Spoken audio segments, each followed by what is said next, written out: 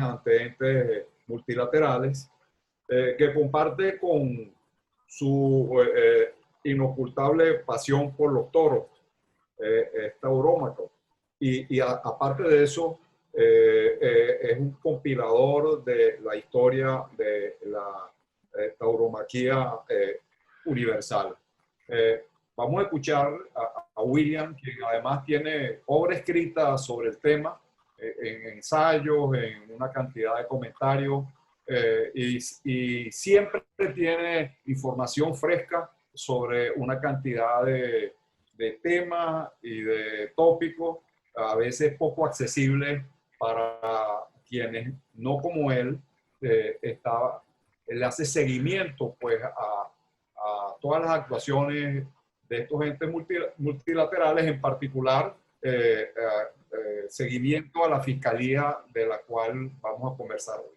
Adelante, William, y muchas gracias. Bueno, muchísimas gracias, doctor Omar Estacio. Para mí es un auténtico placer compartir con usted y con todos los amigos que nos acompañan esta tarde. Quiero agradecer, por supuesto, a Benemérita, a nuestro querido amigo Walter Márquez, con la Fundación El Amparo, por permitirnos hablar de un tema tan delicado, de un tema del que tal vez no nos hemos ocupado con la intensidad que debiéramos. Y por eso este foro tiene, y para mí particularmente, y yo sé que para todos ustedes también, tiene muchísima importancia. Mire, yo les voy a exponer brevemente lo que han sido 18 años de lucha como abogado, como diplomático, como miembro de una organización de la Plataforma Democrática de Venezolanos en Madrid, que fue sensible desde el primer momento a lo que estaba ocurriendo en Venezuela a partir del año 2002. Voy a dividir en tres partes mi intervención. Y la divido en tres partes por una razón muy sencilla. Nosotros hemos tenido ocasión de vivir las experiencias de dos fiscales de la Corte Penal Internacional. Los fiscales de la Corte Penal Internacional tienen un periodo de duración en el ejercicio de sus funciones de 9 años. Y durante los primeros 9 años, cuando ejercía la presidencia en Venezuela el régimen de Hugo Chávez, el fiscal de la Corte Penal Internacional era el argentino Luis Moreno Ocampo. Luis Moreno Ocampo estuvo hasta el año 2012, que coincide con la muerte de Chávez y con la sustitución de Ocampo en la Corte Penal Internacional por la señora Fatou Bensouda. Entonces, la primera fase de mi intervención va a ser narrar lo que ocurrió durante los primeros 9 años. La segunda fase, narrar lo que ha venido ocurriendo durante el periodo de Fatou Bensouda. Y finalmente voy a hacer unas reflexiones acerca del camino que debemos seguir, dada la situación coyuntural en la que nos encontramos. Lo primero que quiero señalar es que el año 2002 nosotros tuvimos la visión que nos ha permitido ser los pioneros en la detección de la deriva criminal del régimen. El año 2002 identificamos la conducta del régimen de Hugo Chávez, en la que se estaba haciendo uso excesivo de la fuerza, atacando a una parte de la población venezolana de una manera extremadamente violenta, con conocimiento del ataque y como parte de una política de Estado. Bueno, identificar esos elementos en la conducta que se empezaba a producir en Venezuela fue lo que nos llevó a la conclusión de que estábamos no ante crímenes puntuales, fortuitos, normales, de los que ocurren cuando aleatoriamente se cometen delitos. No, aquí nos encontrábamos ante una situación en la que se producía un ataque sistemático y generalizado contra una parte de la población civil. Obviamente, ese es el supuesto Qué pena, de los pero crímenes se fue el de lesa audio, qué humanidad. pena. Eso unido a que también detectamos que el sistema judicial venezolano se estaba parcializando y ¿sí? ¿Hola? ¿Hola? Le oímos, le Estamos oímos. escuchando, te estamos Vale. escuchando. Continúo. Decía que también identificamos que el sistema judicial venezolano se estaba parcializando y estaba empezando a ser controlado desde el Poder Ejecutivo. Obviamente, esta situación nos llenó de alarma y nos condujo a pensar en la necesidad de buscar jurisdicciones alternativas para que los hechos que estaban ocurriendo en Venezuela fueran debidamente investigados. Es esto lo que nos conduce a que el año 2003, en enero del año 2003, presentáramos ante la Audiencia Nacional Española una querella criminal contra el presidente Hugo Chávez Frías y 26 de sus más cercanos colaboradores. En aquella ocasión, recuerdo perfectamente que esos primeros pasos fueron vistos con muchísima incertidumbre e incredulidad. Pero nosotros estábamos basados en el derecho, en lo que el factor de conexión que contemplaba la Ley Orgánica del Poder Judicial Español permitía. En Venezuela empezaban a morir incluso españoles y por el vínculo de la nacionalidad se abría la posibilidad de denunciar esos hechos en España y empezamos a realizar nuestro trabajo porque considerábamos que era absolutamente alarmante lo que nos estaba ocurriendo. A principios del año 2003, aquí les voy a enseñar unos recortes de prensa. El año 2003 viajé a Venezuela con el equipo de abogados españoles con los que empezamos a llevar adelante estas denuncias. Fuimos en mayo a recabar pruebas, a recabar testimonios, a recabar documentos, a recabar experticias que nos permitieran alimentar el expediente que en ese momento había sido distribuido al juzgado cuarto de instrucción de la Audiencia Nacional que conduce, incluso todavía hoy es el titular, el juez Fernando Andreu Merelles. En aquellos momentos era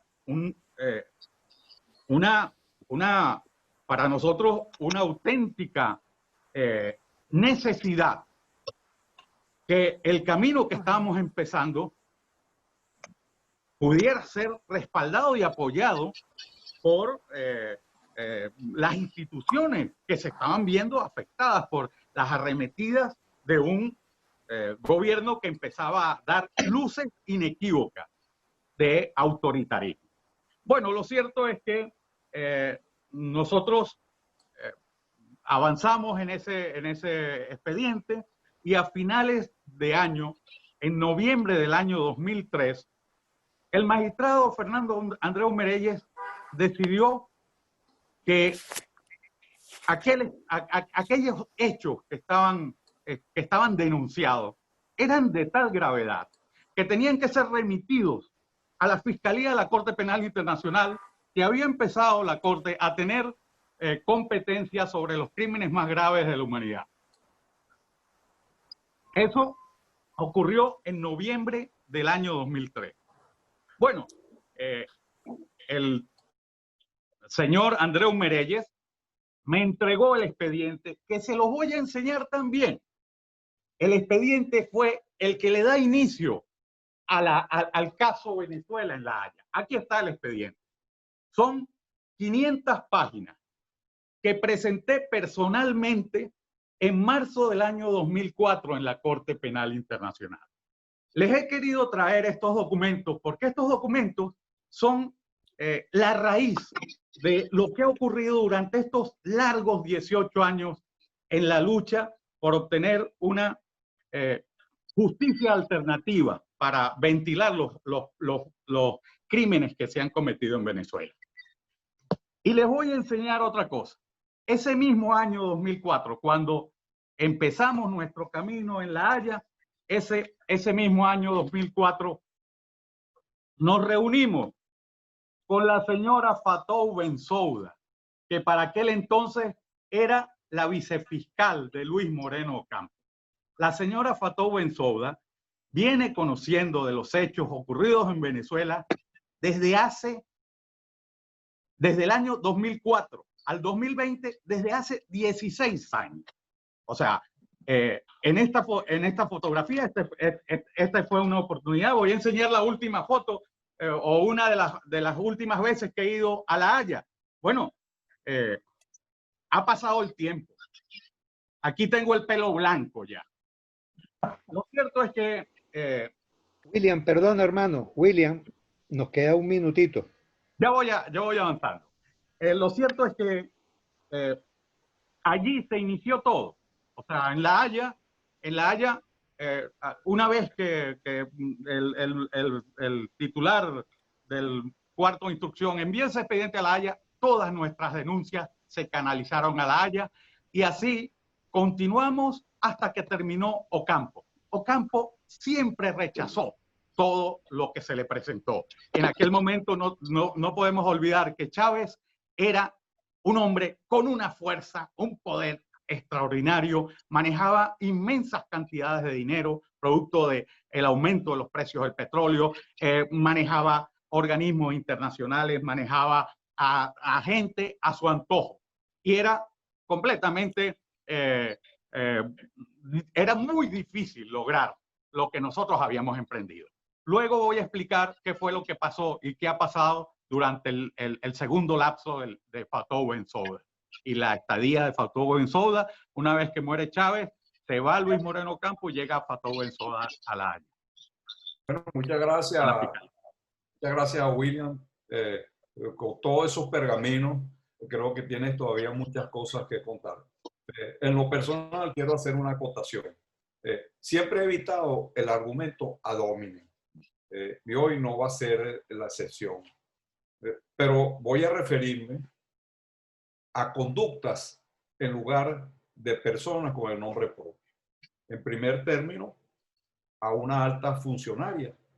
Y en segundo, de la institución a la cual se supone presta servicio. El artículo 15 de los estándares éticos de la Corte Penal Internacional, aplicable al caso de la señora fiscal, exige apariencia de imparcialidad. Es decir, aquella máxima del César, a la que no le bastaba... ¿Cómo? Su trabajo, sus metas particulares. Pues. Estar dedicado a esto es nuestro objetivo. No queremos decir ciudadanas, pero las demás ONG no. Pero sí tenemos que tener una... No, alguien está interrumpiendo. Sí, sí. ya. No se sientan que están conducidos, sino que son parte del debate. Bueno. Carlos, apaga ese micrófono que está de más ahí. Adelante, Omar. Retomo. El avance de los estándares éticos de la Corte Penal Internacional, aplicable al presente caso, exige textualmente la apariencia de imparcialidad. Es aquella máxima de la mujer del César, que no le bastaba ser honesta, sino tenía que aparentarlo. A lo largo del ejercicio de la fiscal de la Corte, han circulado evidencia gráfica de sus cercanías sociales con la embajadora del gobierno del señor Maduro ante la Asamblea de Estados Miembros del Tratado de Roma. palabras mayores, digo yo, porque el hermano de la embajadora figura junto con numerosos miembros de su familia como potencial justiciable ante el sistema de la Corte Penal Internacional. Y esos mismos miembros de la familia figuran en varias investigaciones en varios países que lo vinculan con dos delitos realmente graves, como son el narcotráfico y el terrorismo. Y aquí llego a donde no quisiera haber llegado. Que la funcionaria cuestionada no está sola en este entramado de omisiones, complicidades quizás, también de encubrimientos recíprocos. Y quiero excluir en este momento a los funcionarios medios y llanos de la Fiscalía, porque me consta la molestia y la consternación que tienen muchos de ellos por lo que aquí estamos hablando. Quien menciona el apellido de la embajadora en referencia y de su hermano, menciona narcotráfico, menciona legitimación de capitales, y todo lo anterior justifica con creces las reflexiones de muchos que piensan que este sistema fracasó, colapsó y que mejor es eliminarlo. Voy a terminar esta breve intervención con dos acotaciones. Primero, que de los participantes no veo a nadie que pueda estar oyendo para contarle a la señora cuestionada, pese a que está apercibida de este foro. Y el segundo término, que exhorto a los participantes a que de esta reunión salgan propuestas concretas de acciones, porque si soy de los que piensan que en estrados los abogados tenemos que aplicar lo que se llama la estrategia de ruptura. Cuando hay una instancia judicial coludida, hay que, por ejemplo, por lo menos cuestionarla de manera amplia. Dicho lo anterior, creo que es el momento, ojalá que podamos escuchar a quien ha dado una batalla épica ante esta instancia judicial, que es Walter Márquez. Bueno, un gran abrazo. Creo que ha mejorado la comunicación. Cierto. Perfecto. Bueno, reiterarle el agradecimiento a los que organizaron este evento, a Luis Corona, a Tatiano Padrón, a Omar Espacio, a William Cárdenas y a todos los que nos están siguiendo. Yo había enviado unas láminas, no sé si las podrán colocar, para ir comentando. Bueno, esa es la primera lámina sobre la impunidad de los crímenes de lesa humanidad y con un eslogan: que haya justicia en La Haya. Podemos pasar a la otra lámina, donde estamos haciendo referencia. Pueden pasar la otra lámina, por favor. Estamos haciendo referencia. ¿Me oyen? Sí. ¿Me oyen? Estamos escuchando, Walter. Continúa. Se escucha muy bien. Pueden ir pasando la lámina para que me rinda el tiempo. Bueno, ya William Cárdenas habló de todos los antecedentes de las denuncias hechas entre el 2004 y el 2014, en la cual también, además de William Cárdenas, Antonio Ledesma junto con Omar Estacio y Diego Arria consignaron pruebas. Después del 2014, a la muerte de Chávez, pues viene un cuestionado presidente como es Nicolás Maduro, y del 2014 hasta ahora hay un conjunto de pruebas que se han presentado más de 120 denuncias, según el artículo 15 del Estatuto de Roma, consignadas en el año 2014, ONG, por particulares, por organizaciones internacionales, gubernamentales. También una denuncia de 6 estados partes, según el artículo 14 del Estatuto.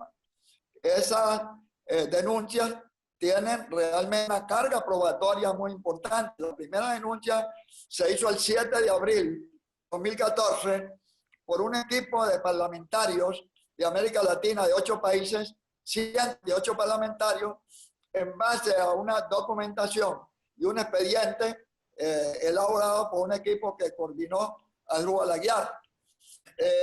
La denuncia de los estados partes se hizo en base a un informe de la OEA, en base a 3 expertos designados por Luis Almagro, y que fue recibido en mayo del 2010, hace más de 2 años. Luego hay en el Alto Comisionado de Derechos Humanos de Naciones Unidas, el anterior alto comisionado y la señora Bachelet del año 2017, de junio del 2018, y el 5 de julio del 2019 parte de la señora Bachelet. Y luego informe de la Comisión Interamericana de Derechos Humanos de la OEA desde el año 2014 hasta el año 2019. Aparte, innumerables denuncias hechas por particulares, por Tamara Sujón, por Luis Ortega Díaz, por mí, por William Cárdenas, por Juan Carlos Gutiérrez, a nombre de Leopoldo López, y una gran cantidad. Entonces, esta situación, por favor, pueden cambiar la otra lámina. Esa situación también está documentada por nosotros sobre los crímenes de lesa humanidad, crímenes de masas, como lo que ocurrió en la frontera con las deportaciones forzosas y también con el crimen de exterminio por la privación de alimentos. Por lo tanto, Maduro, con esos crímenes de masa, más los demás delitos internacionales que constituyen crímenes de humanidad, podemos decir que Maduro está cometiendo el delito de democidio. Ese es un concepto moderno de demopueblo y sidio asesinato. El asesinato de un pueblo, porque su conducta delictual va más allá de los criterios del Estatuto de Roma, y es un asesinato a un pueblo. Indudablemente, siguiendo en su artículo 7, hay delitos internacionales que constituyen crímenes de lesa humanidad. Todos los ha cometido el régimen de Nicolás Maduro. Por favor, la otra lámina, que es bien importante. La otra lámina.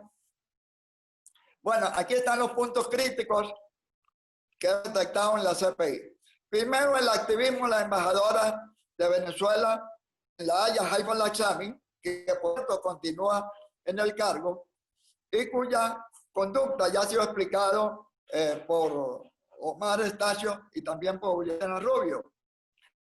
Se agrega la negligencia de la fiscal Fatou Bensouda, quien mediante una negligencia criminal sigue encubriendo los crímenes y es responsable por omisión de los crímenes de lesa humanidad en Venezuela. Ella utiliza 3 estrategias. La primera estrategia es la acumulación, no para decidir, sino para dilatar y para entrabar. Ahora pretende acumular la denuncia que hace el régimen de Maduro contra los Estados Unidos, cuando ni Trump ni los Estados Unidos pueden ser enjuiciados en la Corte Penal porque ellos no forman parte de ese organismo internacional.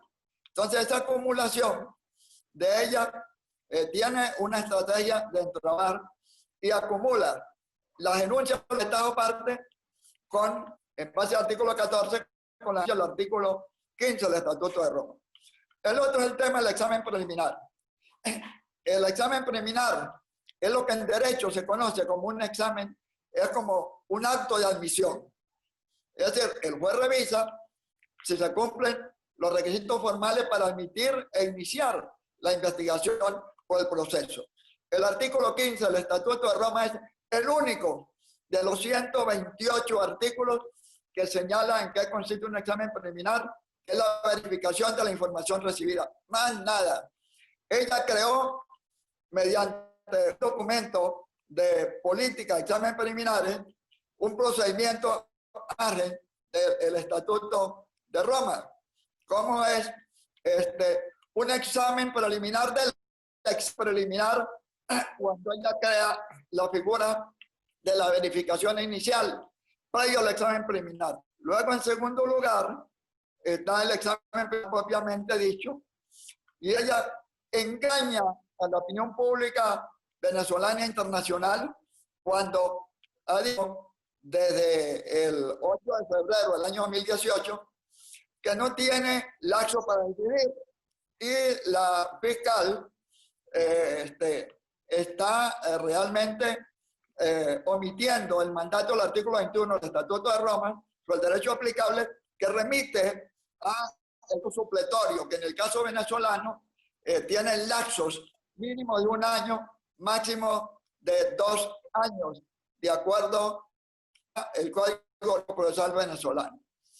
Ella está anunciando, y ha dicho recientemente en varias declaraciones, Fatua Bensouda, que lo dijo el 29 de mayo, que iba a revisar la jurisdicción material para pasar luego a la tercera etapa, que es el examen de admisibilidad. Ese recurso que ella está utilizando dilatorio no está en el Estatuto de Roma. El examen preliminar es simplemente la verificación de la información y más nada. Luego, el tema de los falsos vacíos procesales. Y en el supuesto que hubiera vacíos procesales, ella tiene los lapsos procesales. Ella está obligada a un debido proceso, está obligada también a cumplir las propias normas de procedimiento y prueba que señalan como causal de remoción de un funcionario un retardo intencional en el inicio y en la conclusión de cualquier investigación. En otras palabras, estamos en presencia, pueden pasar la otra lámina, de una conducta criminal de la fiscal que siempre está hablando de que va a resolver posteriormente. Su última denuncia, perdón, su última declaración del 21 de junio, es decir, del domingo, ella dice: espero finalizar la valoración sobre este tema en los próximos meses. Si nuestra valoración sobre la competencia material concluye de manera positiva, entonces tomaremos el siguiente paso del examen preliminar que requiere evaluar la admisibilidad. Y termina. Ya casi terminamos con la valoración y pasaremos de inmediato al tema de la admisibilidad en los próximos meses. Eso le puedo anticipar, pero no por una fecha precisa. Ella lo que está buscando es que concluya su mandato en diciembre. En 5 meses se nombra sustituto y el año que ya concluye su mandato. Hay que denunciar públicamente, yo lo he hecho por escrito, ante la propia Corte Penal Internacional, la conducta delictual, la conducta intencional de este funcionario que se ha convertido en un agente del régimen en vez de un instrumento de la justicia internacional. Muchísimas gracias. Gracias a ti, Walter, profundamente agradecido. Es la primera vez en mi vida que no he tenido que pedirle a Walter que corte o recordarle el tiempo. Recuerdo una oportunidad, presidiendo yo la Comisión de Contraloría del Congreso, que Walter habló durante 3 horas y media, y cuando ya le dije que era buena hora para terminar, me alegó que estaba atacando sus derechos constitucionales a expresarse como diputado y a decir las cosas que tenía que decir. Walter, realmente interesante. Muchas gracias. Cedemos la palabra otra vez a William Cárdenas en esta segunda oportunidad, 3 minutos cada uno. Habla William ahora y luego escucharemos a Walter. Adelante, William. El micrófono, William, el micrófono, William. Micrófono. Muy bien. ¿Ahora? ¿Ahora? Bien. Bueno, yo en estos 3 minutos voy no me voy a referir a esa segunda etapa porque felizmente ya Walter ha hablado de lo que ha sido el desempeño de la señora Bensouda al frente de la Fiscalía. Lo cierto es que cuando murió Chávez, bueno, salió Luis Moreno Ocampo de la Fiscalía y en aquel momento nosotros teníamos la sensación de que este señor había actuado de una manera alevosa en contra de los intereses porque hubiera justicia en Venezuela, y al poco tiempo conocimos que el señor Luis Moreno Ocampo estaba siendo señalado por haber estado incurso en hechos irregulares vinculados con su gestión en la Corte Penal Internacional. ¿Qué es lo que está ocurriendo? Para darle a esto una visión macro. Miren, no está ocurriendo solo con la Corte Penal Internacional, está ocurriendo con muchos organismos internacionales, en donde se instalan en la jefatura de esos organismos, se instalan personas con intereses ideológicos marcados, ¿verdad? Y que amparan y protegen, en este caso, ha ocurrido en la Corte Penal Internacional, que amparan y protegen regímenes dictatoriales siempre que sean ideológicamente afines. O sea, eso lo estamos viviendo los venezolanos y lo hemos sufrido los venezolanos. Entonces, una de las cosas en la que tendríamos que trabajar es en la de, caramba, cómo lograr que a los organismos internacionales lleguen estudiosos del derecho internacional, estudiosos en el caso de la Corte Penal Internacional, estudiosos del derecho penal internacional y que cumplan, como decía el doctor Omar Estacio hace un momento, que cumplan los roles y el calibre moral que corresponde. Miren, yo simplemente les menciono para finalizar lo siguiente. Cuando en un tema jurídico lo político se convierte en un obstáculo, bueno, pues tenemos que acudir a lo político para destrabar lo jurídico y poder materializar la justicia. Hay dos cosas que yo voy a aportar como ideas de lo que tenemos que hacer. Nosotros deberíamos, en mi opinión, deberíamos actuar en dos vías.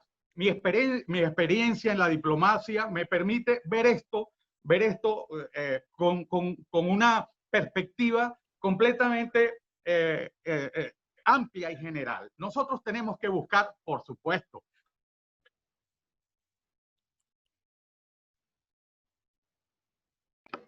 se te apagó el micrófono. William, tienes el micrófono apagado. William, tienes el micrófono apagado. Ya va. Perdón, ¿desde cuándo? No lo sé. No, ahorita, tranquilo. Ah, vale. Bueno, repito, la idea es actuar ante la Asamblea de Estados Partes exigiendo una investigación, pero no a través del mecanismo de supervisión independiente, porque ese mecanismo, además de depender funcional y materialmente de la Corte, de la presidencia de la Corte, ese mecanismo no puede revisar los presuntos delitos contra la administración de justicia, que están previstos en el artículo 70 del Estatuto de Roma. Entonces, no es ante el mecanismo de supervisión independiente que tenemos que acudir, es ante la Asamblea de Estados Partes y ante la mesa de la Asamblea. Eso por una parte. Y por otra, hay otra cosa que tenemos que hacer, porque al que no hacen, le hacen. Nosotros tenemos que intervenir en la selección del nuevo fiscal. Hay un comité que está trabajando en la selección del nuevo fiscal y que ha recibido 144 postulaciones. Hizo una criba y quedaron 86. Ha hecho una criba y quedaron 16. El coronavirus impidió que lo siguieran entrevistando, pero se busca la selección de 6 personas y de esas personas la Asamblea General de Estados Partes va a seleccionar en el próximo mes de diciembre al fiscal que va a ser el fiscal que, si se abre la investigación, va a ser el fiscal que va a conocer de los crímenes ocurridos en Venezuela. O sea, nos interesa de sobremanera hacer un lobby político para que esto ocurra. Pero es que además, en el comité de selección ya se han escogido por distribución geográfica equitativa. Son 5 continentes, 5 miembros que representan a 5 países. De los 5 países hay un argentino, y una representante de Gambia. O sea, 2 personas que corresponden a las nacionalidades de los 2 anteriores fiscales. Nosotros tenemos que lograr que llegue allí un fiscal imparcial, un fiscal que nos garantice que la justicia que se vaya a pretender ante los magistrados de la Corte sea una justicia amparada por hechos, para empezar, moralmente aceptables, ¿no? Ya Walter ha narrado lo que está ocurriendo allí en la Fiscalía. Nosotros tenemos que hacer todo lo posible. Si el presidente interino Juan Guaidó tiene el respaldo, ya terminó, tiene el respaldo de 50 países, son 50 países, la mayoría europeos o latinoamericanos. Esos países son estados parte. Bueno, esos países tienen que participar ante la Asamblea de Estados parte para tratar de que el caso Venezuela reciba el trato que nunca ha recibido y tratar de que el nuevo fiscal sea un hombre idóneo para conocer de esta causa que ha estado maltratada y sometida a la negación, la obstrucción de la justicia en La Haya. Gracias. Omar, el micrófono. Omar, micrófono. Muchas gracias, William. Muy importante que ya estamos llegando al terreno de las propuestas. Yo pienso que esta reunión con tanta gente interesada en el tema, con oficio en el tema, tiene mucho que decir en los pocos días que quedan. Entonces, ahora creo que Walter tiene una segunda ronda, ¿no? ¿O vienen las preguntas? No, Walter. Sí, por favor coloquen las láminas que faltan, pero antes de que coloquen las láminas, queremos resaltar que la fiscal no solamente ha sido cuestionada razones procesales, sino también que ella ha sido denunciada porque, siendo fiscal del Ministerio Público en Gambia, participó en represión contra presos políticos de la época, y eso consta en expedientes recientes de la Comisión de la Verdad designada por la nueva Asamblea Nacional de Gambia. Esa denuncia la consignamos junto con Carlos Ramírez López en la Misión Internacional Independiente. Hay otros señalamientos públicos de ella por razones éticas, ya que ella participó en un cobro de bolívares junto con su marido.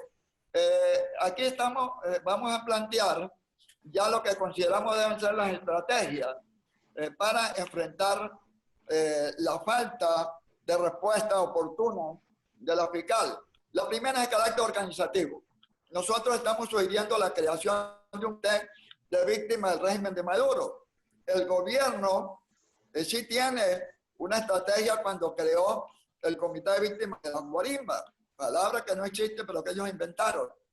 Luego debemos de instalar un comité internacional contra la impunidad en Venezuela, en virtud de que hay esfuerzos de William Kennedy, de Omar Estacio, mío, de mucha gente, pero no se ha constituido un organismo internacional que retroalimente esa estrategia.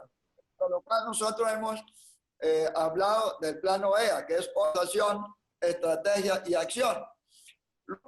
Unas estrategias jurídicas y procesales en base al Estatuto de Roma, los elementos de los crímenes y la regla de procedimiento y prueba, no solamente actuando ante la Fiscalía de la Corte Penal, sino a la mesa de los Estados partes, como lo ha señalado William Cárdenas, y ante el mecanismo de supervisión independiente, que es una especie de inspectorial de la Corte Penal, a la par de hacernos parte también en la Oficina Pública de Defensa de las Víctimas.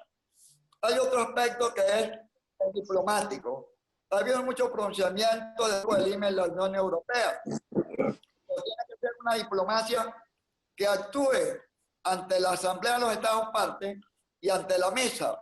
La mesa es una especie de comité ejecutivo, de comisión delegada, que actúa permanentemente y que tiene la responsabilidad de juzgar a la fiscal por irregularidades cometidas en el ejercicio de su cargo. Luego, tema político, impulsar pronunciamiento y apoyo al Estado en todo el mundo, incluyendo los 6 países denunciantes en base al artículo 14. Ellos tienen que hacerle seguimiento a esta denuncia y darle impulso procesal. Luego, de social, hay que motivar la actuación de ONG de derechos humanos nacionales e internacionales y también de organizaciones como Benamérica, American Watch, Amnistía Internacional, Fundación El Amparo, la Plataforma Democrática y otras más. Y al final, una estrategia comunicacional en la cual incluyamos una acción internacional mundial denunciando la conducta parcializada, criminal, encubridora, Haifa el Aksami, además de cualquier otra idea que surja en esta reunión, que saludamos como muy positiva para la causa de la defensa de los derechos humanos y combatir los crímenes de lesa humanidad cometidos en Venezuela. Bueno, ahora creo que le toca a Paciano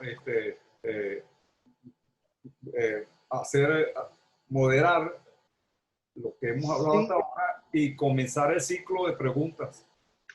Vale, tú comienzas a ceder las palabras para las preguntas. Yo quiero hacer un comentario.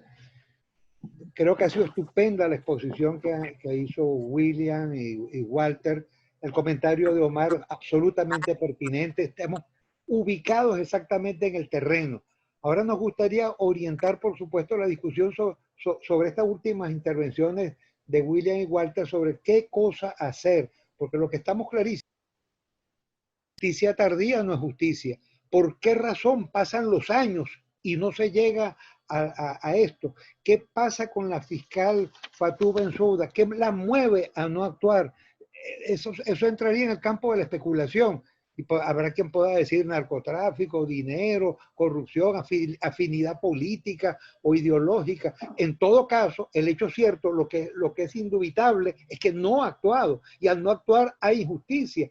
Y al haber injusticia, por supuesto, se está quebrantando la razón de ser de ese tribunal sobre el cual no solo Venezuela, muchos países están colocando precisamente su mirada una vez que han perdido la justicia en su propio país. Y en Venezuela, desgraciadamente, pues desapareció, a no ser nuestro Tribunal Supremo de Justicia legítimo que funciona en la clandestinidad o fuera del territorio nacional en medio de las limitaciones que ya todos conocemos.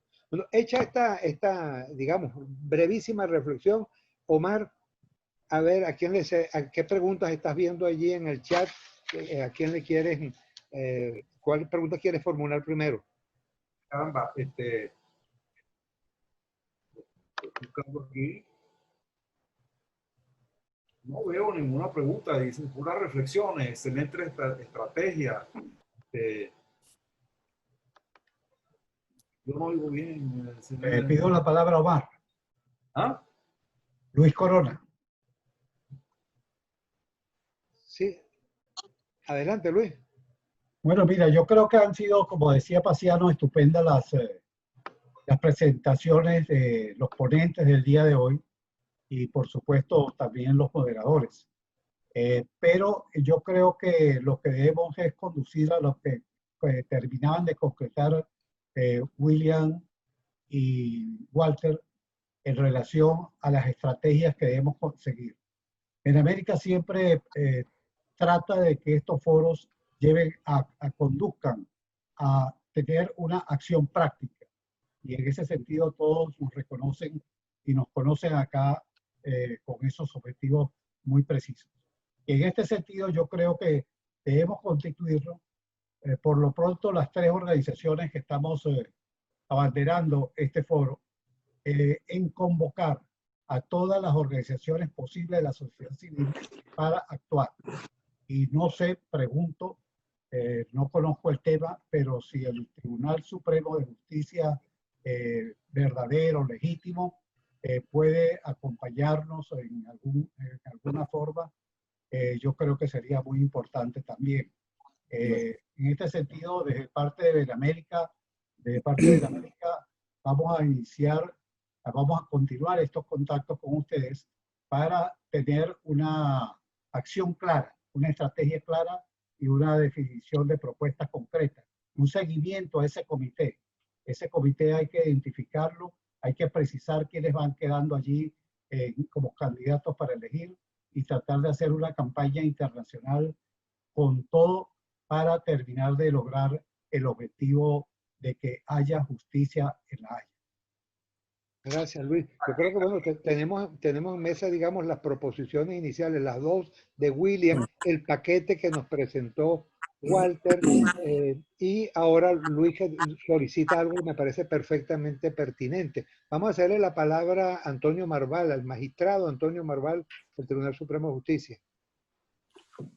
Bueno, muchas gracias, de verdad, y saludo efusivamente esta gran iniciativa de BenAmérica y los grupos coorganizadores.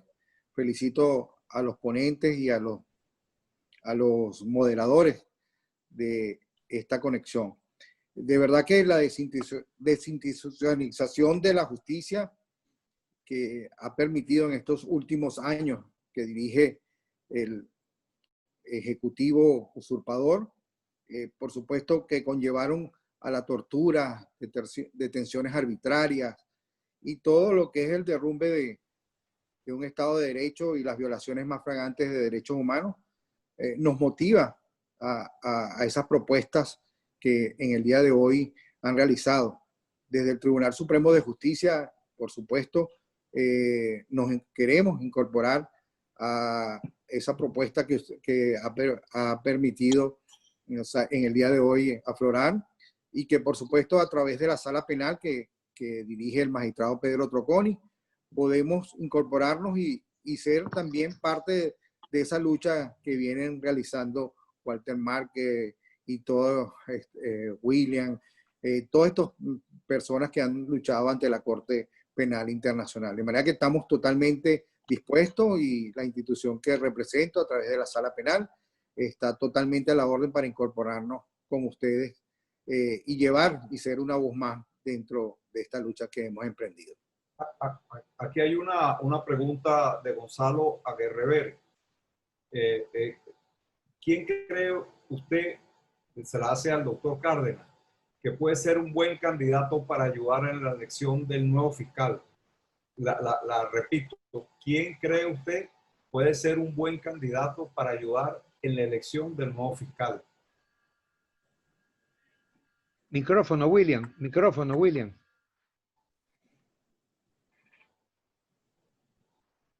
Ok.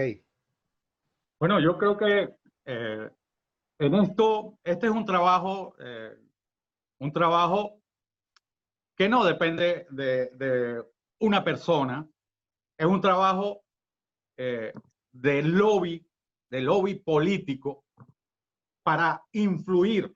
En primer lugar, digo influir desde el punto de vista como lo están haciendo los demás, ¿no? Ellos ya lo hicieron. El año pasado lograron meter a Argentina y Gambia entre los 5 miembros del comité que elige al fiscal. Bueno, nosotros tenemos que trabajar fundamentalmente con los estados parte que han denunciado a Maduro en La Haya. Esos estados parte tienen interés en que sus denuncias en un futuro, si se admite la investigación, sean conducidas por un fiscal imparcial. Entonces, esto estaría en la cabeza de funcionarios que representen a esos estados ante la Asamblea de Estados Parte. Ahora, por supuesto, ¿quiénes son esos estados? Colombia, Canadá, Chile, Argentina, Paraguay y Perú. Pues eso nos corresponde a nosotros, a estas organizaciones, ¿verdad? Que estamos hoy aquí reunidas, a los individuos que estamos aquí involucrados y por supuesto a quienes ejercen funciones públicas en el gobierno interino de Juan Guaidó, de hacer el lobby necesario para tratar de obtener un resultado determinado. O sea, yo creo que es una labor de de mucha gente que tenga una estrategia clara y definida, sabiendo que lo que nos estamos jugando es importantísimo. Aquí hay una pregunta de Moisés Molina. ¿Creen que los países que apoyan a la presidencia encargada influyan en la elección de una fiscal, del nuevo fiscal? Esa la puedo responder. Adelante. Omar. Sí, adelante, Will. Mira, la Asamblea de dos partes la constituyen 122 países. Y hay más de 50 países que han reconocido al gobierno legítimo de Venezuela. Además del Grupo de Lima, de la Unión Europea y de la OEA. Ellos pueden realmente influir como Estados partes en la Asamblea. Pero en este momento es importante que la mesa, integrada por 21 países, incluyendo Colombia y Ecuador, ellos exijan una investigación sobre la conducta de la fiscal. Mucho más Colombia, que ha sido víctima de la represión de muchos sus connacionales y las deportaciones forzosas por parte de Nicolás Maduro. Y hay 3 investigaciones. Una del Procurador General de Colombia, Alejandro Ordóñez, hoy embajador de Colombia en la OEA, quien denunció el 1 de septiembre del 2015 a Nicolás Maduro por crímenes de lesa humanidad de deportación forzosa. Luego una segunda denuncia hecha por mí como diputado de la frontera en enero del 2016 y una tercera denuncia que tramitó el entonces senador Iván Duque Márquez, hoy presidente de Colombia, en la que exigió investigar también las detenciones forzosas.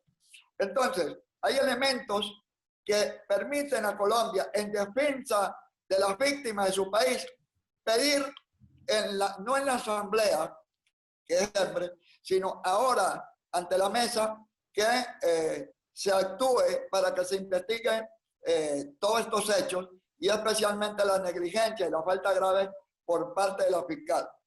Yo sí considero que tiene que haber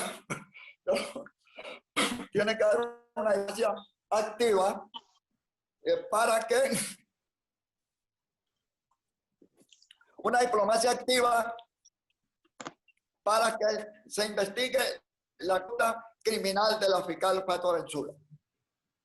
Omar, de las dos últimas intervenciones de Walter y de William, se deduce clarísimamente que tenemos que enfocar hacia el propio gobierno de Guaidó para la labor, la arremetida diplomática que debería efectuarse en este momento. Hay una pregunta que nos hace José Antonio Oropesa, de la Coalición por Venezuela. ¿Por qué no suman los esfuerzos a la misión de determinación de hechos? ¿Qué dice William? ¿Qué dice Walter? ¿Por qué no suman los esfuerzos a la misión de determinación de hechos? Perdón, sin ánimo de que me apliquen la ley antimonopolio, la misión internacional independiente destinada por el Consejo de Derechos Humanos de Naciones Unidas para la determinación de los hechos que debía haberse instalado en Venezuela, se instaló en paz porque el gobierno venezolano no le permitió el ingreso. Desde varias organizaciones se ha enviado información. En el caso concreto de la Fundación El Amparo, nosotros documentamos todo el tema de las deportaciones forzosas con respecto a las detenciones arbitrarias que allí ocurrieron y las torturas. Hubieron más de 800 personas detenidas arbitrariamente, además de las que fueron desplazadas de la frontera. También documentamos la actuación de grupos país con respecto a lo que se llama manos de papel. Enviamos también todo eso a la misión internacional independiente, que debe pronunciarse a más tardar en septiembre de año. Ya ellos están en la fase de redacción del informe y aspiran que se les redato, porque por el problema del coronavirus pues tuvieron muchas limitaciones operativas. Estamos sumando esfuerzos. En el caso nuestro, pues podemos compartir con Benamera y con William también toda esa información. para que hagamos una causa común, creando como un comité promotor inicial, Plataforma Democrática, Ben América y la Fundación El Amparo, para seguir adelante en esta estrategia y también respaldar los resultados del informe de la Misión Internacional Independiente que será presentado en septiembre de este año. Ok, estupendo. Fíjate, yo creo que esta proposición, Walter, que acabas de hacer al final, que recoge también lo que había ya dicho Luis, me parece estupendo que se inicie a nivel de esas tres organizaciones, pero con la clarísima idea de que lo que está en el fondo planteado es que está la causa de Venezuela y que debemos tratar de agrupar, por supuesto, a la totalidad de organizaciones o todo aquel que quiera efectivamente sumarse a esta causa para que sea realmente una causa tricolor, amarilla, azul y rojo, que lleve el sello venezolano muy profundo y muy marcado. Omar, ¿tienes alguna pregunta? Aquí hay una pregunta bastante importante a mi juicio. ¿Qué puede hacer para acusar penalmente a estos fiscales indolentes? Hace Gonzalo Aguirre y digo que es importante porque hay un tema, aquí hay un tema que estos fiscales indolentes, léase la señora Bensouda y quien la precedió, tienen o tenían, según el caso, habrá que estudiarlo, un régimen de inmunidad diplomática. Es importante este asunto, pero tampoco que pase liso, como se dice en el lenguaje coloquial. ¿Qué cree William? Me voy a referir a dos cosas que es bueno que tengamos presentes. Cuando Ocampo se marchó de la Fiscalía de la Corte Penal Internacional, bueno, además de tener el incidente ese que narré en relación con hechos, irregularidades vinculadas a Libia, en una oportunidad fue entrevistado, ¿no?, por Patricia Junior. Y la señora Patricia Junior le presentó unas imágenes el año 2017 de lo que estaba ocurriendo en Venezuela, cuando prácticamente mataron un muchacho, durante 3 meses mataban a un muchacho, un día sí y otro también, ¿no? Y este señor tuvo el descaro de decir que él lo que veía allí eran peleas callejeras. Esta visión, hay que recordar que Fatou Bensouda era la vicefiscal de Moreno Ocampo desde el año 2004. Les enseñé la fotografía, ¿no? Bueno, pues Fatou Bensouda recientemente, en el informe que presentó el 5 de diciembre del año pasado, el 2019, su informe anual, esta señora ha dado a entender que lo que está ocurriendo en Venezuela, de acuerdo a lo que ella ha investigado hasta ahora, es un conflicto político entre dos bandos. O sea, nosotros tenemos claro de qué es lo que hay en la Fiscalía de la Corte Penal Internacional. Pero ahora no solo nosotros. O sea, parece que hay mucha gente que tiene esto bastante claro. Recientemente el fiscal de los Estados Unidos, el señor William Barr, ha denunciado públicamente que tiene evidencias de que a nivel de vieja data vienen ocurriendo hechos de corrupción a los más altos niveles de la fiscalía. Bueno, esto es un señalamiento muy preciso, ¿no? Y cuando esto ocurre, nos acordamos de efectivamente lo que acaba de mencionar el doctor Omar Estacio acerca de las inmunidades de estos funcionarios, ¿no? Efectivamente, el Estatuto de Roma, en su artículo 48, les establece una inmunidad similar a la de los jefes de misión durante el ejercicio de sus funciones, incluso se las extiende una vez que hayan dejado el cargo. Bueno, lo que no puede ser es que una corte que pretende un valor tan alto, tan noble como es el de ser el órgano que juzgue los más graves crímenes contra la humanidad, tenga a sus 2 fiscales, a los 2 fiscales que han cumplido estos 18 años de actividad como funcionarios de la Corte con estas sombras acerca de su honestidad. Cuando hablo de el Estatuto de Roma, bueno, pues el Estatuto de Roma contempla también en el artículo 70 la posibilidad de que ocurran ese tipo de delitos hechos contra la administración de justicia. Entonces, ¿a dónde hay que ir? Hay que ir a la Asamblea de Estados Partes, a través de la mesa. Walter señalaba la composición de la mesa, que tiene una distribución geográfica equitativa de 18 miembros, más 3 miembros especialistas, que conforman un total de 21. Bueno, estos señores son los que tienen la potestad, porque se la da el mismo estatuto en el artículo 46, de separar del cargo a la persona que haya cometido faltas graves contra la Corte Penal Internacional, contra el funcionamiento de la Corte Penal Internacional y en este caso contra la administración de justicia, que es el valor, yo creo que el valor sagrado que tienen que proteger ellos. Pero además de separarla del cargo, tienen la posibilidad de retirarle las inmunidades. Entonces, teniendo estas cosas claras, nosotros tenemos que enfocar nuestros objetivos, por un lado, hacia tratar de descabalgar a esta señora en esta conducta que ha materializado durante tanto tiempo, eso por un lado, y por otro lado, caramba, que no nos vuelva a ocurrir. Vamos a tratar de, por lo menos, que el próximo fiscal no venga bajo el ala de Moreno Ocampo y de Fatou Bensouda, ¿no?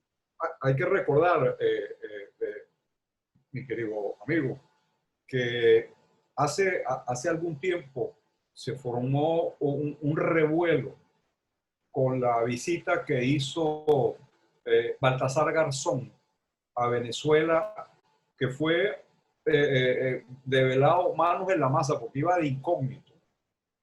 Y casualmente, que las casualidades no existen, a los 5 o 6 días, la Fiscalía emitió un pronunciamiento y la conclusión a la que llegamos varios observadores era que el señor Garzón había pasado por Venezuela para ofrecer su servicio o para informar de su servicio. Porque, y hay algo más, hay que recordar que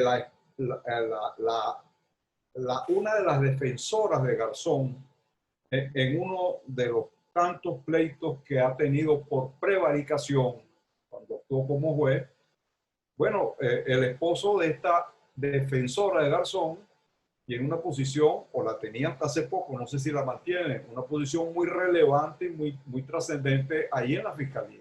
De manera que hay una cantidad de cosas que yo creo que quizás de esta reunión, Paciano, haya que nombrar quizás una propuesta ya, unos ponentes o unos relatores de esta reunión para ver si asignamos responsabilidades previa consulta con cada uno de nosotros. Mira, tú te encargarías de esto otro. Quizás haya muchas tareas. Veo que Luis está haciendo señas. Tienes cara de relator, Luis.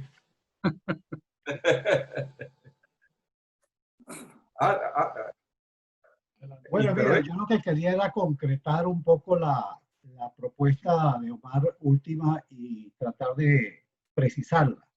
Yo me voy a permitir que invitemos a una especie de comité que adelante todas las acciones que haya que realizar en función de los resultados de este foro, que esté integrado, lógicamente, por los ponentes, pero acompañados de Paciano Padrón, de Omar Estacio, de Adolfo Salgueiro, Milo Alcalay, Diego Arria, si aceptase, y José Antonio Oropesa, y además a Pedro Troconi como presidente de la Sala Penal del Tribunal Supremo. De manera que se convoquen ustedes y establezcan las diferentes cosas, diferentes acciones que hay que pautar inmediatamente. Paciano. No tiene micrófono, Paciano. Sí, decía que gracias Luis bueno, por mencionar mi nombre y por haber concretado ya la proposición en esos términos. Por supuesto que suponemos que los mencionados van a estar de acuerdo en que esto sea así. Y quizás estamos llegando ya cercano al momento de comenzar a, digamos, a dar una ronda final. Yo quisiera pedirle a Walter respondiese a la inquietud de Franklin Segarra desde Lara, que nos dice que va. Se le fue el Se le fue la... No le oigo, Paciano. Ahorita queda sin micrófono. Paciano, repita. Gracias, sí, no sé de qué manera se trancó el micrófono. Decía que antes de dar la última ronda, quería que tú le respondieras a Segarra, a Franklin Segarra desde Lara, ¿cuántos muertos más debe haber para que efectivamente la Corte Penal pueda actuar? Y en el mismo sentido o semejante, te pregunta desde Paraguaná Ángel Lanoy sobre las violaciones de derechos en Venezuela, que ya no ven en aspecto de diferencias políticas, sino un gravísimo democidio, dice. Este es el demonio asesinando a todo el mundo es víctima. Yo te pediría, Walter, responder acá y luego diéramos una última vueltita para que escuchemos primero a William, luego a Walter y luego a Omar Estacio en relación a esto. Entonces, Walter, William, Omar, adelante. Bueno, indudablemente que aquí se están cometiendo los dos delitos.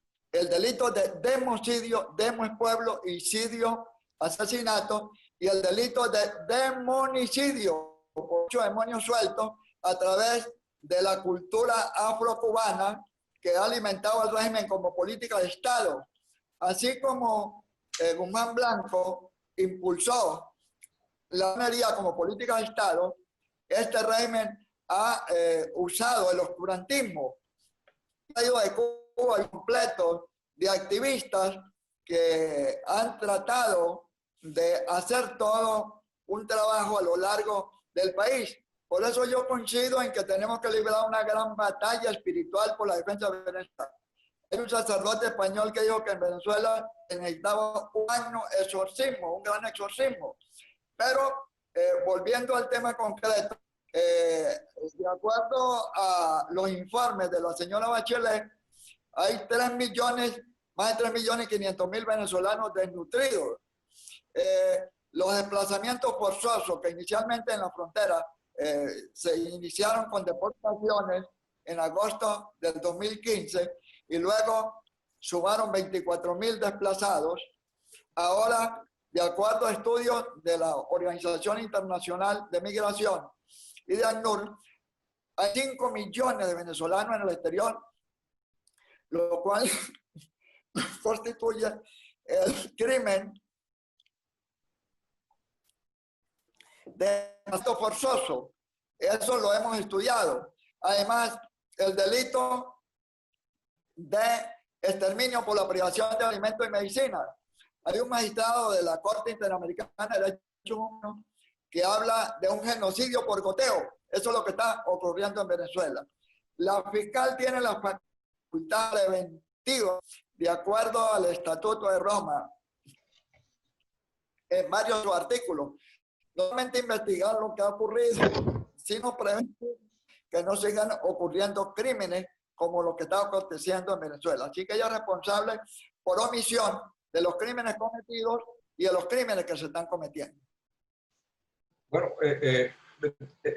para cerrar, será, Paciano, ¿por qué no recogemos entonces las propuestas de este, vamos a llamarlo, petit comité, con derecho que el que quiera se puede incorporar, que lo coordine Luis, y también coordinar, si es posible, que hagamos un pequeño pronunciamiento, Luis, para quizás mañana o hoy mismo, para circularlo y un poco que esta gente sepa lo que les viene encima, porque no se van a ir impunes. Por lo menos personalmente quisiera prometerme a mí mismo que estos dos fiscales que han actuado de la forma que han actuado tendrán que rendir cuenta de los delitos cometidos, porque hay casos, el caso del fiscal anterior que se le consiguió en Uruguay 400 y pico mil dólares y tuvo el desparpajo de decir que eso se lo había pagado porque no le alcanzaba el sueldo, nosotros no podemos permitir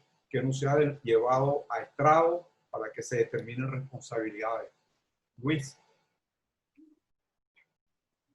Bueno, muchísimas gracias, ¿no? Yo creo que ha sido interesantísimo el foro porque nos permite hablar de todos estos problemas y desde lo más pequeño que nos ocurre en el día a día cada vez que nos confrontamos con un organismo que parece un bloque de acero inexpugnable, donde no hay manera de obtener la justicia que pretendemos para las víctimas venezolanas y sus familiares, ¿no?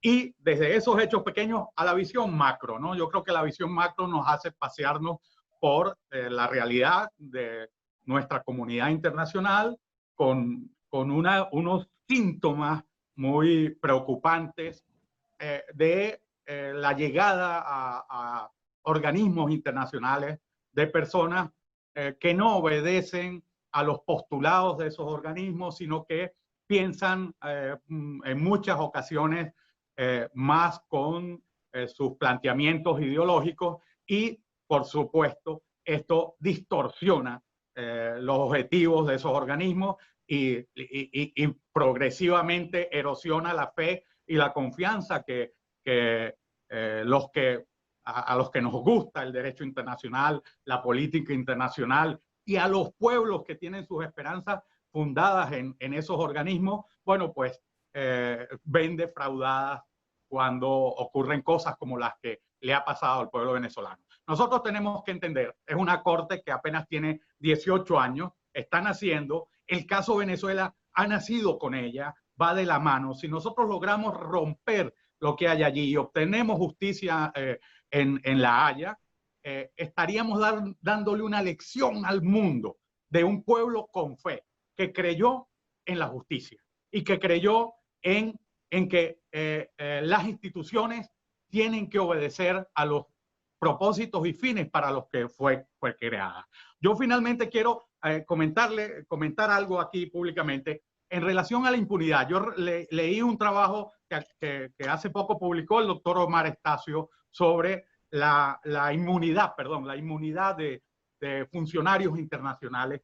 Y efectivamente, aquí hay un tema en el que tendremos que trabajar, ¿no? O sea, hasta dónde estos señores pueden gozar de una inmunidad de jurisdicción eterna, ¿no? Cuando han causado un daño terrible, ¿no? Y también pensar en que, caramba, no es esa Corte Penal Internacional a donde pueden ser juzgados, incluidos los jefes de Estado, porque se les despoja de inmunidades y privilegios. Bueno, yo entiendo que sí, que los funcionarios tienen que estar de alguna manera protegidos, pero no de tal forma que se les permita cometer actos deshonestos contra la administración de justicia. Yo creo que ahí tenemos que trabajar. Es más, por citarles un último hecho que es bochornoso ya.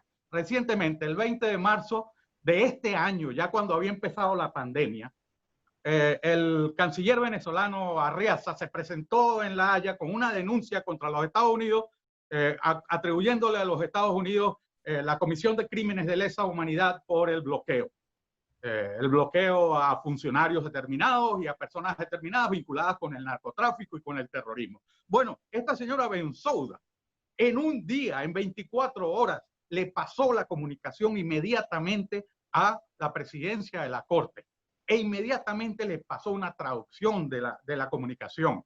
Y se produjo algo curiosísimo, ¿no?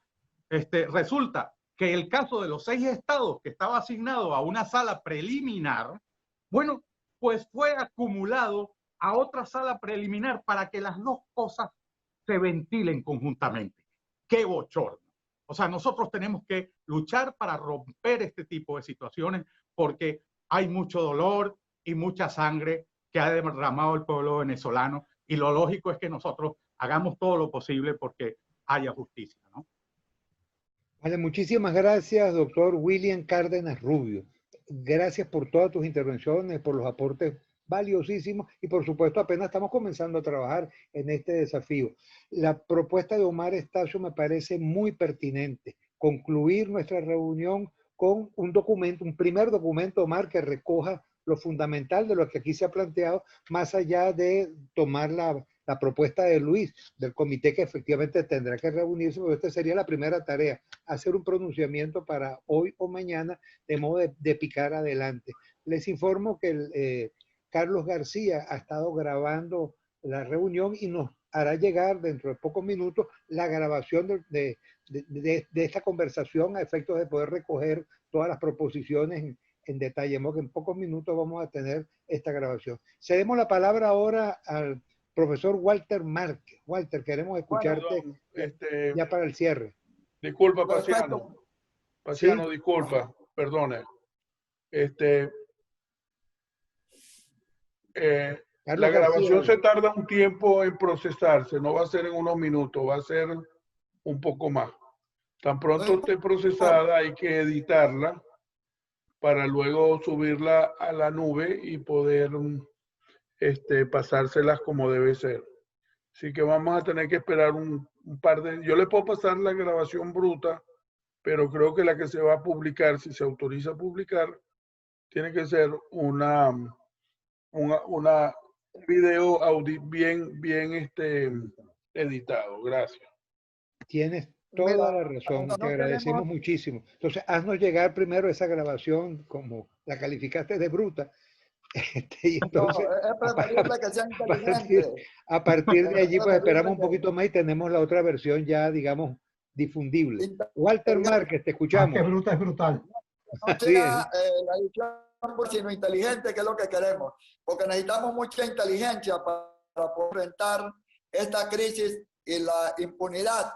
Yo quiero concluir leyendo unas declaraciones de Fuente Abençuda el 13 de abril del 2018 al diario La Nación de Buenos Aires. Ella visitó Argentina y un periodista de ese diario le preguntó: ¿usted podría llegar a acusar a Nicolás Maduro por represión de las marchas?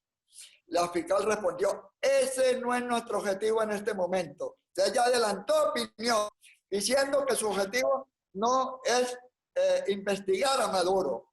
Se delató, por lo tanto ella tiene que inhibirse. Hay 3 vías para exigir justicia. Primero, que ella se inhiba. Segundo, que la recusemos lo que tenemos ya para ello. Y tercero, que la remueva la mesa directiva de los estados partes. Yo voy a consignar ante este equipo de trabajo inicial que propuso Corona y en la que está Paciano y otras personas, toda la documentación que hemos adelantado y especialmente el plan La Haya, que haya justicia en La Haya. Muchísimas gracias. Estamos muy contentos y creemos que estamos iniciando una nueva etapa en que exijamos justicia, porque al haber justicia en Venezuela, realmente es un comienzo para alcanzar la democracia y la libertad y la justicia plena. Gracias, Walter. Profundamente agradecido, hermano. Seguimos trabajando. Escuchemos ahora al profesor, al doctor Omar Estacio. Una vez más en el día de hoy, Omar, queremos escucharte. Muchas gracias a todos y lo que nos resta es ponernos a trabajar contigo, Paciano, y con Luis y con cualquier otra persona que se quiera incorporar para ver si esta misma tarde o mañana emitimos este primer pronunciamiento e integramos pues los equipos de trabajo para ir adelante con esta extraordinaria reunión.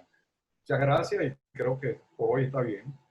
Gracias, Omar. Bueno, ahora hacemos un contacto telefónico a los efectos de planificar este primer pronunciamiento de hoy o mañana.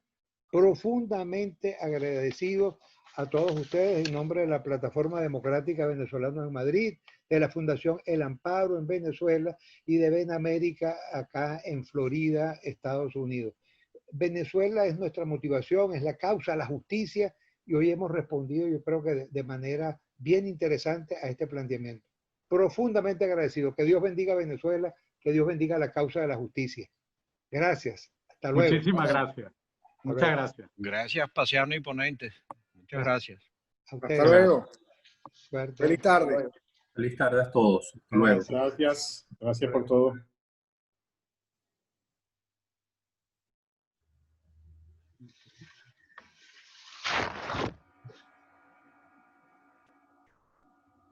Excelente.